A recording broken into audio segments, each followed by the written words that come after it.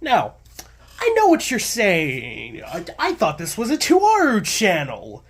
It is. I promise I'm still going to be doing Tuaru content, but I kind of made this executive decision of just like, I want this channel to also be, more than just Tuaru, but Tuaru is still my main thing, but I made the executive decision with this chapter. I'm going to start talking about One Piece. Not too frequently, but I am going to review the chapters. So, welcome to weekly One Piece chapters. I figured since we're in the final saga and Egghead is over, I might as well talk about it. So, we'll see how this does. My Bleach videos, another member of the big three, they've done fairly well, so, maybe my fear of doing videos on One Piece would be pointless. It was a little dumb. But I hope you're all looking forward to this. That's pretty much only one person I've told knows this is. So this will be One Piece, chapter 1124, entitled Best Friend. So, the cover page. We continue Yamato's cover series, and we cut to them almost reaching Curry, but they save a random woman. I don't believe we know who this woman is, because, Oda names so many different characters.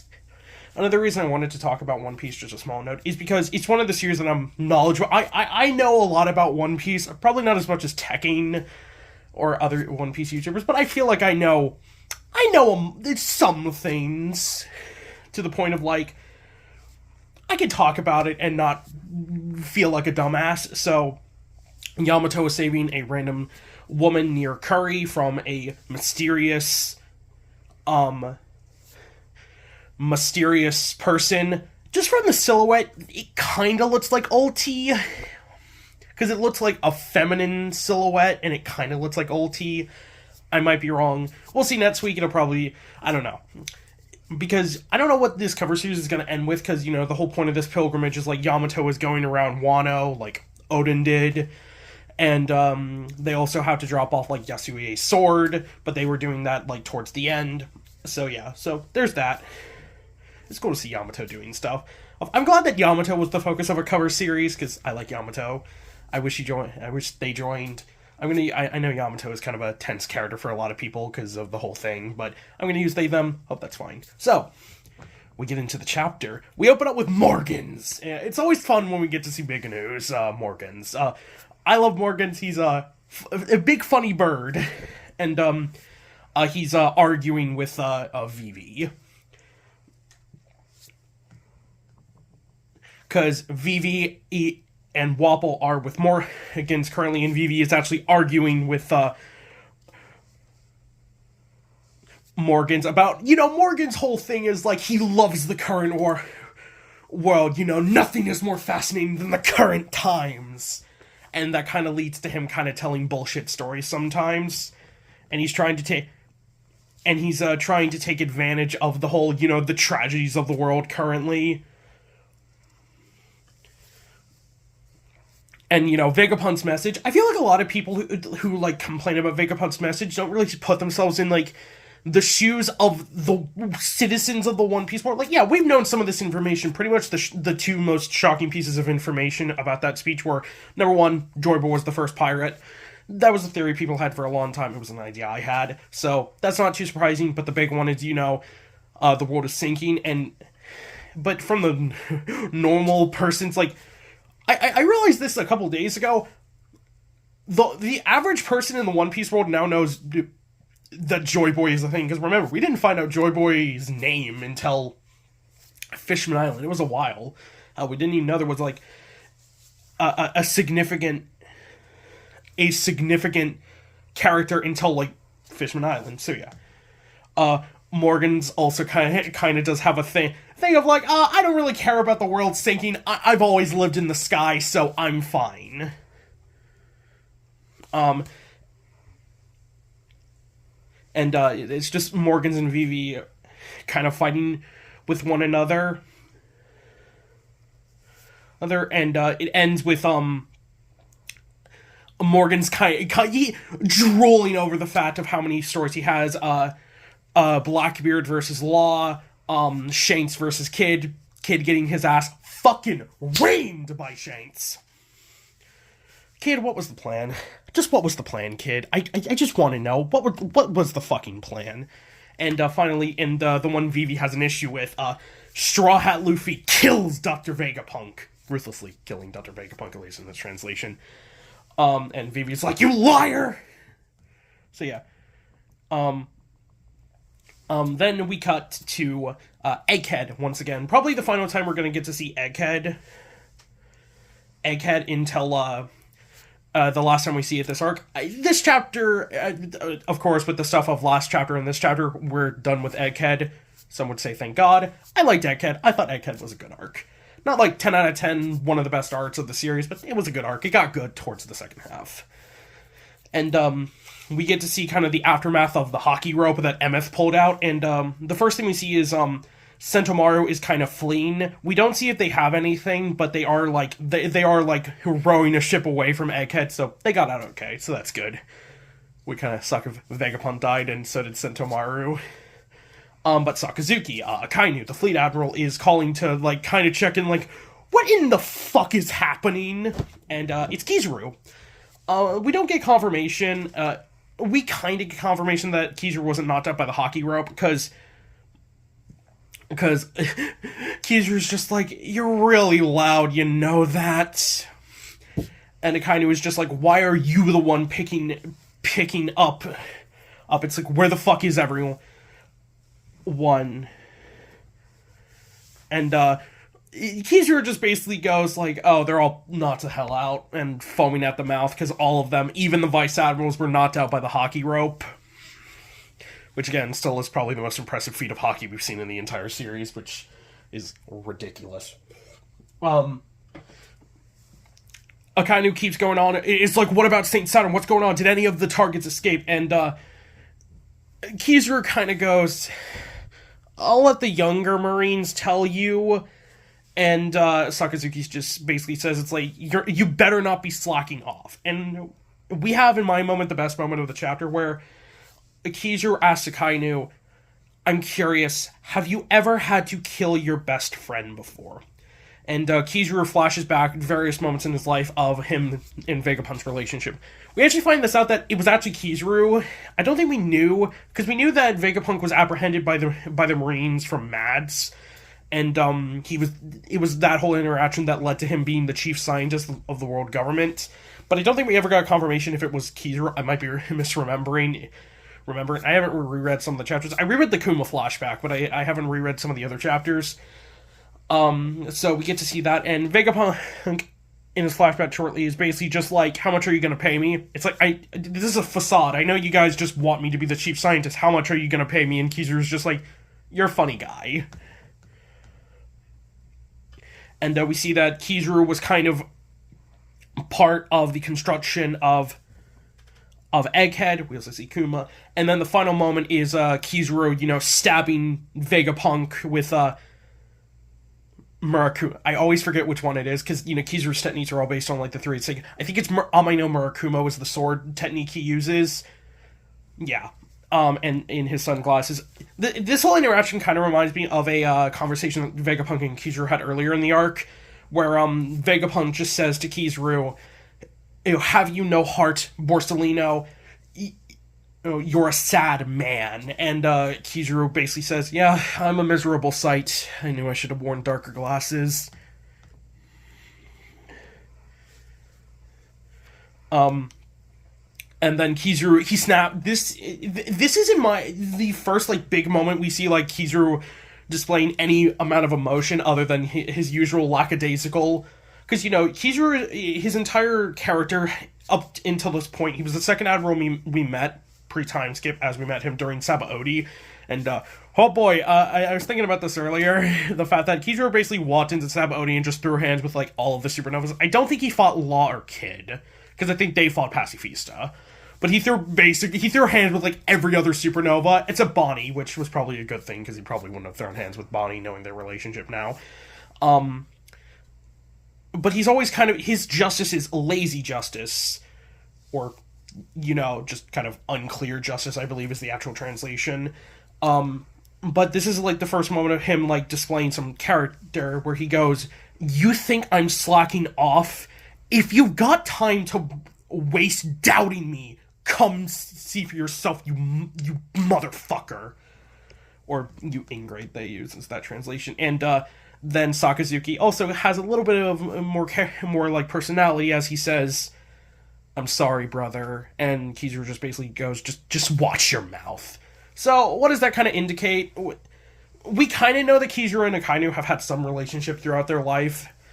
The one that I remember, the one instance of this is I remember a cover page where it was like Akainu was like tending to a bonsai tree and Kizuru was also with him. That's also where we got to see that Akainu has like a sword tattoo on his left arm.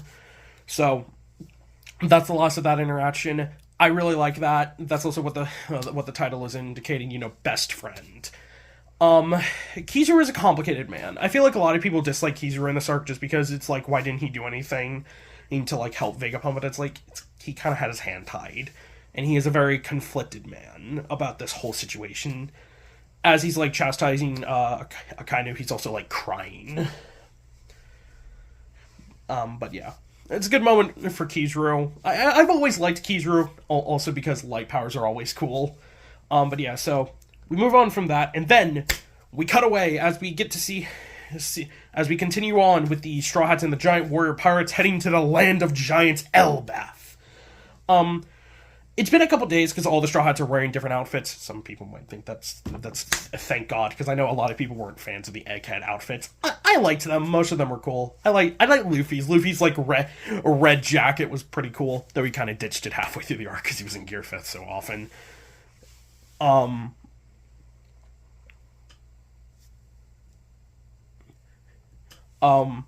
But it's kind of like a solemn moment for the Straw Hats, as the first thing we see Frankie, Jinbei, and Zoro kind of having a conversation.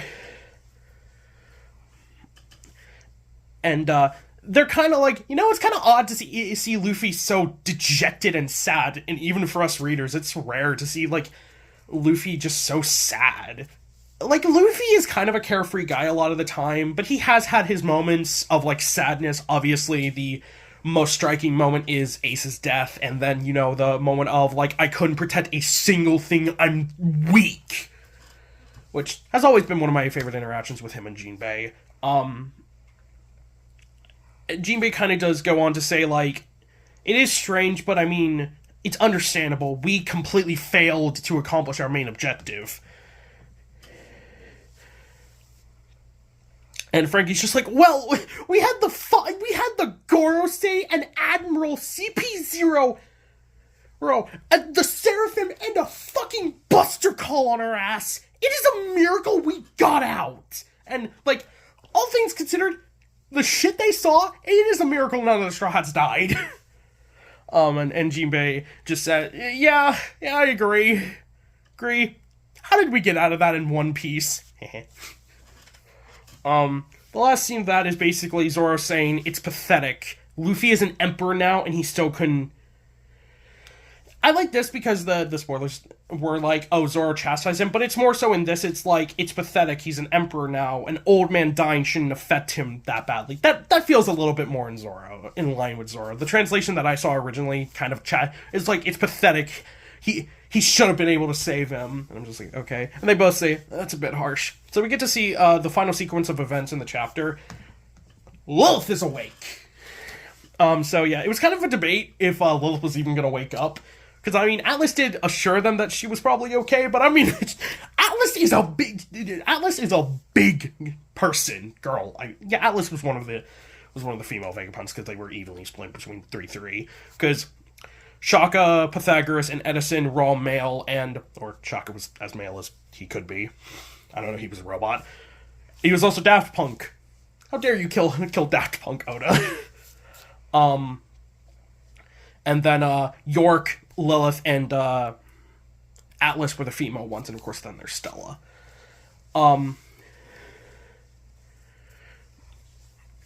So she wakes up, thank God. And she's on the giant warrior pirate ship, the Great Eric. Always love that name. And she's with Usopp, Chopper, Nami, and Sanji, and they're all in different outfits. It's probably been like a day or so because all the Straw Hats are in different outfits. And they're kind of like, oh right, we're on the Great Erica, the giant warrior pirate ship, and sorry to tell you, but yeah, you're the only Vegapunk that we could save. And they're just like, please forgive us. And Lilith kind of hears something. Most likely she is getting kind of the feedback from Punk Records. It's kind of like the feedback from her own brain. She cries, and Usopp is just like, how are you the evil one? And, she's okay, and she's like, okay, now I'm hungry. Most likely because it's like, she's not connected to York anymore, so it's like, oh god, I feel hungry. Why do I also feel a sense of justice again? Because, yeah, we don't exactly know what's going to happen to Lilith, like, what her personality is going to be, because Lilith represented, like, the evil parts. How I always kind of viewed Shaka and Lilith is they are less so the good and evil of Vegapunk, and more so Shaka represents all the good Vegapunk has done for the world, while Lilith represents all the evil he has done. As Vegapunk kind of said in his speech, he was neither a man of good or evil. He was kind of just in the middle, but Shaka and Lilith are kind of those two representations. And, yeah, well, Luffy is, sad.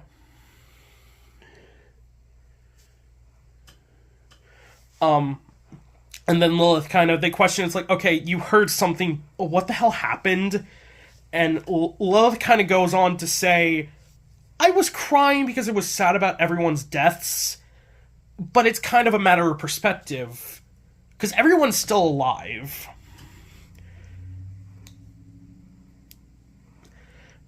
Because she kind of goes on to say, and it's kind of the debate that Shaka, I think it was Pythagoras and Stella had last chapter, where, like, what is death to the Vegapunks, really? And, well, kind of just her whole point is, like, yes, Stella, Shaka, all of them, except York, fuck York, are dead. I imagine York was knocked out by the hockey rope. I imagine.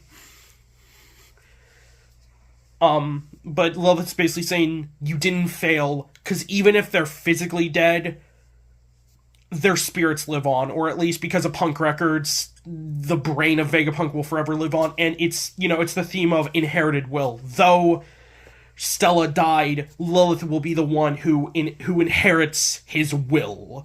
That kind of sense, because inherited will has always been a big theme of One Piece. One of the funniest comments I saw, like, the last couple weeks about Lilith is, well, Oda really did give Lilith the tragic backstory and inherited will aspect to make her a Straw Hat, and I'm like, yeah, shit, you're not wrong. Straw Hats kind of don't get it, but it's enough to cheer up Luffy. And it is right, they at least managed to save Lilith. So, the other giants are like, hey, Straw Hat, what you doing? And Luffy is, he's cheered up by that a little bit by Lilith. Because at least, as long as Lilith is alive, she inherits the will of the other Vegapunks. And then they throw the party proper.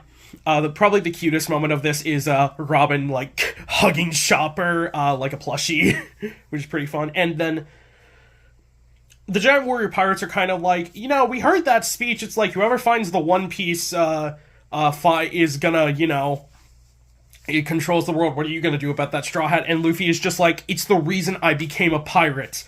Because I'm definitely gonna be king of the pirates. Luffy's catchphrase of just like, yeah, I'm gonna be. And we get to see all of them. The Giant Warrior Pirates, the Straw Hats, and I guess the entirety of the Bonnie Pirates, because it's just Bonnie. We get to see Bonnie. She's back in, like, her child form. She's also back in, I think she's back in her, like, regular outfit that she usually has, but without her brown coat and her hat. And she's, like, on top of Frankie's head, which is pretty cute. And they all have a big party. And then the narrator goes on to say, and so the ships set course northeast to the long-awaited, you think, Oda? Land of the giants, the fabled country of Elbaf. Oh, but that isn't the end of the chapter. The last scene of the chapter, we cut. The New World. The Warland Elbaf. I'm still a little confused on what they mean by, like, the Warland Elbaf, because it's like, is that a subtitle of Elbaf, or is it just the general region? It's a little confusing, but, we cut to Elbaf, and we get to see a mysterious figure on the coast of Elbaf, drinking a bottle of alcohol, nondescript alcohol. It's probably sake, knowing this series. And this figure simply says, "Come on, then." And that is the end of the chapter. Break next week. So, who is this person? Who is this mysterious individual?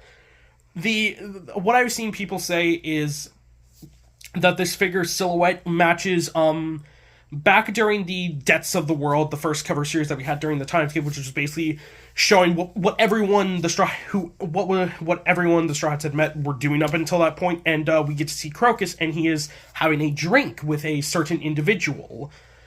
We don't know who this individual is, but in the colored manga, which is official, because Shueisha does them, it's as official as things get, they have a very similar color scheme to Shiki the Golden Lion. And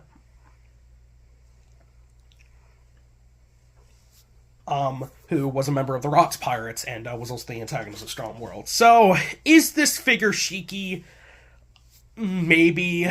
Just because their silhouette is a little similar, they're even drinking the same kind of bottle that they were, I will say it's Shiki, and I think it would make the most sense to be Shiki, because, number one, we have no fucking idea what Shiki's doing currently. Number two, I think Oda kind of realizes that it's probably time we finally delve into Shiki the Golden Lion, because Shiki has always been a bit of a paradox in the series, where we've known about his existence for well over 15 years at this point. But it's taken so long for us to actually know what the hell he's doing, because I believe it was stated that Oda originally wanted to mention Shiki during Whitebeard and Shanks' meeting, but he thought it was kind of out of place. And then Shiki, of course, is shown during Strong World, that film. All of it is non-canon, but Chapter 0, a majority of the events of Chapter 0 are canon to the manga and the series itself.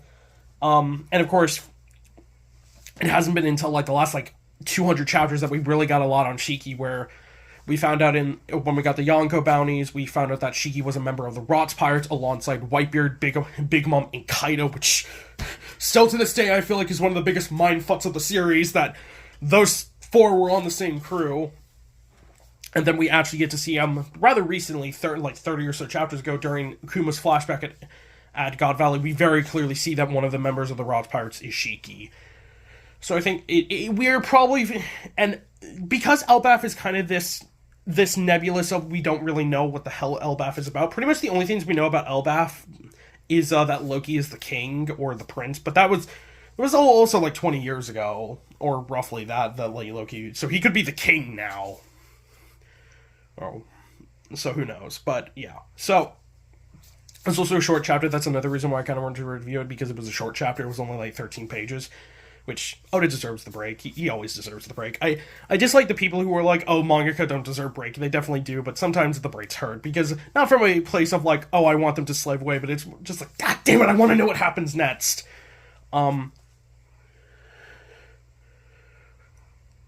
And so that's the chapter. I like the stuff with Kizaru, and I like the stuff with Lilith. Will Lilith and Bonnie probably hang around the Straw Hats, at least for Elbaf? I think Lilith is probably going to be a member of the crew full-time, because, Lilith is quite literally the only remnant of Vegapunk, and she will probably want to see Vegapunk's, words to the Straw Hats of, I want you guys to get the One Piece.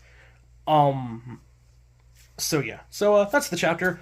I will try and be consistent with these. It is good because we have a break next week, but also because around the time of the next chapter, it's also when we're going to be getting GT Volume 11, which has Kingsford on the cover, which I can't wait to talk about that. Oh boy.